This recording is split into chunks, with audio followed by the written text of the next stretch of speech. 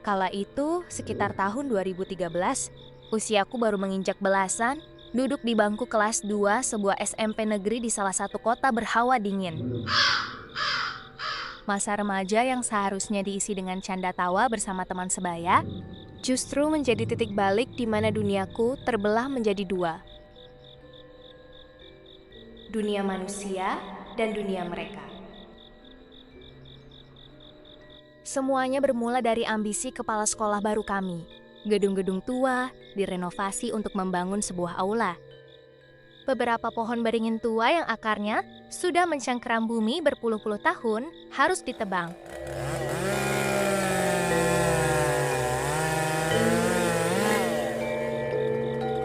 Di daerah kami ada hukum tak tertulis. Jika ingin merombak tanah atau menebang pohon tua, harus ada kulo nuwun. Pamit kepada penghuni yang tak kasat mata. Namun, sang kepala sekolah menertawakan hal itu. Baginya, itu hanyalah tahayul usang. Hari pertama penebangan berlalu tanpa riak. Matahari terbenam seperti biasa. Namun, hari kedua adalah awal dari mimpi buruk. Seorang siswi kelas 1 tiba-tiba menjerit histeris di tengah pelajaran. Suaranya serak, matanya melotot menatap sudut ruangan. Ia kerasukan, dan tak ada satupun guru yang mampu menenangkannya. Bak wabah yang dibawa angin, jeritan itu menular.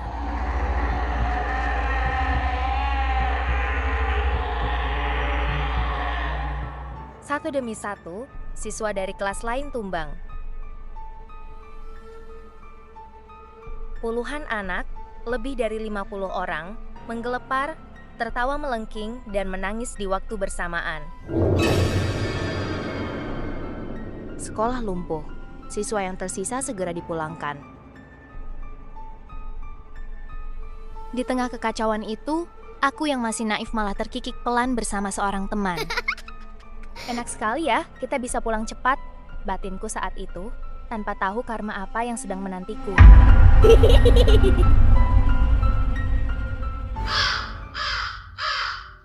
Dari desas-desus yang kudengar, anak-anak yang kerasukan itu terus berteriak memanggil satu nama, Mbah Karso. Beliau adalah mantan penjaga sekolah yang sudah lama pensiun, dan rumah dinas lamanya yang berada di area sekolah baru saja dibongkar paksa demi proyek renovasi. Puncak kekacauan sebenarnya terjadi di hari ketiga. Pihak sekolah mengadakan doa bersama di lapangan terbuka. Alih-alih mereda, hampir 90% murid yang hadir hari itu tumbang kerasukan massal.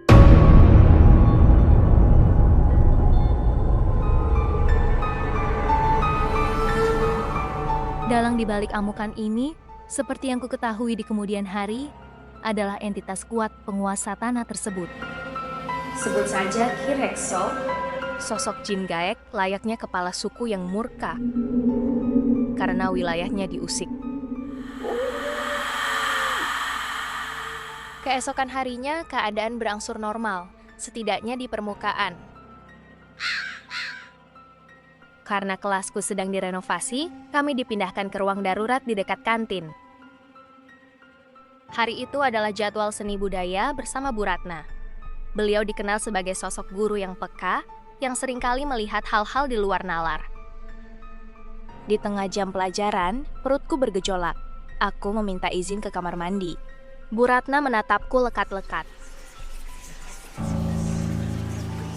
Raut wajahnya ragu. Ibu temani ya, tawarnya, seolah tahu ada sesuatu yang tidak beres di luar sana. Namun aku menolak, aku merasa berani dan baik-baik saja. Saat melangkah keluar pintu kelas, ekor mataku menangkap sosok siswi berseragam sama sepertiku. Wajahnya pucat namun teramat cantik. Potongan roknya sedikit lebih pendek dari aturan sekolah. Ia berdiri tak jauh dariku, melemparkan senyum tipis, lalu berbalik menyusuri lorong panjang. Aku membalas senyumnya, mengira ia hanya kakak kelas yang sedang membolos. Untuk mencapai kamar mandi, aku harus melewati 6 ruang kelas kosong dan sebuah laboratorium IPA yang temaram. Lorong itu sunyi.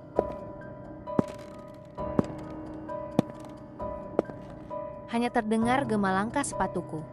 Ketika aku hampir tiba di ujung lorong, siswi cantik tadi sudah berdiri di sana. Ia mematung. Matanya menatapku lurus, tajam dan dalam. Senyumnya lenyap. Tiba-tiba, tanpa aba-aba,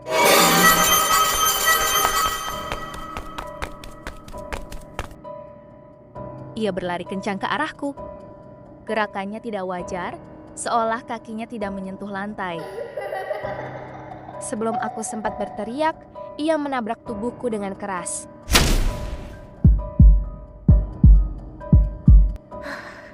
Napas terhempas dari paru-paruku.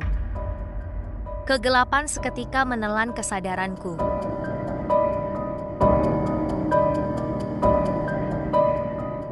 Aku tersentak bangun.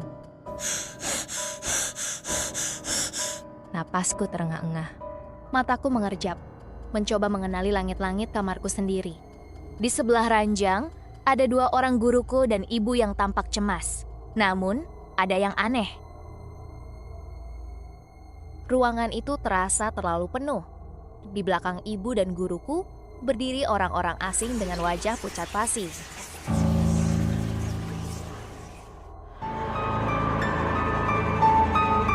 Pakaian mereka tampak seperti dari era kolonial. Kebaya kusam, kain jarik lusuh, dan kemeja usang.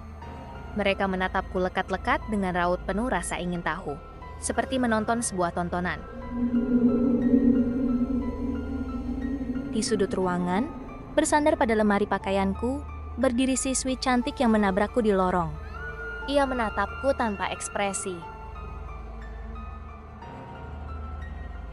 Saat itu, aku masih belum sadar bahwa gadis yang kelak ku ketahui bernama Lovina itu bukanlah manusia. Sejak hari itu, kewarasanku diuji. Lovina selalu datang setiap pagi menemaniku. Aku sering mengajaknya mengobrol, namun di mata ibu dan bapak, aku hanyalah remaja malang yang bicara sendiri pada udara kosong.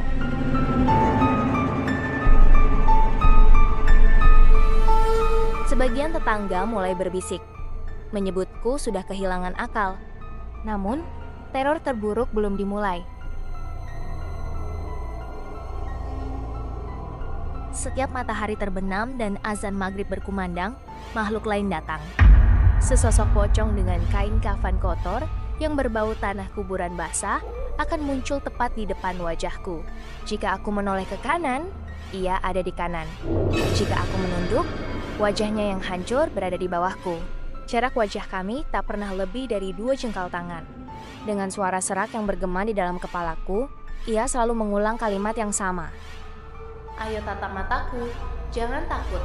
Setelah ini, dunia yang kau lihat akan jauh lebih mengerikan dariku. Apa kau sudah lupa padaku? Aku menangis histeris setiap malam, meringkuk ketakutan, menolak melihat dunia yang tiba-tiba dipenuhi monster dan wajah-wajah hancur di setiap sudut rumah.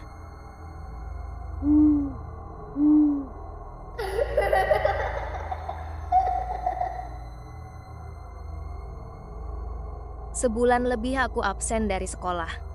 Bapak dan ibu membawaku berkeliling dari satu ustadz ke ustadz yang lain untuk diruqyah. Namun makhluk-makhluk itu tak kunjung pergi. Dalam keputusasaan itu, ibu adalah orang yang paling keras menyangkal. Baginya, hal mistis semacam itu tidak masuk akal. Namun, perlahan, rentetan kejadian aneh memaksanya melihat kenyataan. Menurut penglihatan ibu, aku berubah drastis. Porsiku sekali makan setara dengan porsi kuli bangunan 5 orang, dan aku akan mengamuk hebat jika ditegur. Bahkan, setiap lewat tengah malam, Ibu sering melihatku duduk di pojok kamar, tertawa, dan berbisik dalam bahasa yang tidak ia mengerti.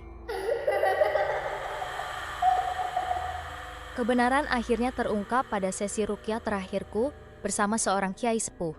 Lewat beliau, sebuah rahasia masa kecilku terbongkar, plot twist dari semua penderitaan ini. Pocong yang menerorku setiap maghrib itu ternyata bukan makhluk jahat yang datang dari sekolah. Ia adalah penjaga yang sudah mengikutiku sejak aku masih balita. Karena saat kecil aku sering menangis ketakutan melihat yang tak kasat mata. Saat itu, Bapak diam-diam meminta orang pintar untuk menutup sementara mata batinku. Namun hantaman energi dari Lovina dan amukan Kirekso di sekolah tempo hari terlalu kuat. Tabrakan itu menghancurkan segel pelindung di mataku. Gerbang yang sempat ditutup paksa kini terbuka lebar dan tidak akan pernah bisa ditutup lagi. Ini sudah garis keturunannya, ucap Kiai sepuh itu kepada bapak dan ibu. Ini pemberian Tuhan dari leluhurnya. Jika kalian paksa untuk ditutup lagi, raganya tidak akan kuat. Anak ini bisa benar-benar gila. Sejak vonis itu dijatuhkan, ibu berhenti memaksaku untuk sembuh dari penyakit ini. Meskipun di lubuk hatinya yang paling dalam, ia masih menyimpan skeptisisme. Ia mulai belajar menerima bahwa anak perempuannya hidup di dua dunia. Kini, di usiaku yang ke-26, penglihatanku setajam pisau bedah. Dunia luar tetap menakutkan, namun aku belajar untuk membuang muka, berpura-pura tidak melihat saat mereka menatapku di ujung jalan. Dan di SMP lamaku, peristiwa kesurupan massal tahun 2013 itu bukan sekadar catatan kelam, melainkan legenda abadi tentang apa yang terjadi ketika manusia lupa cara untuk kulon nuwun pada semesta.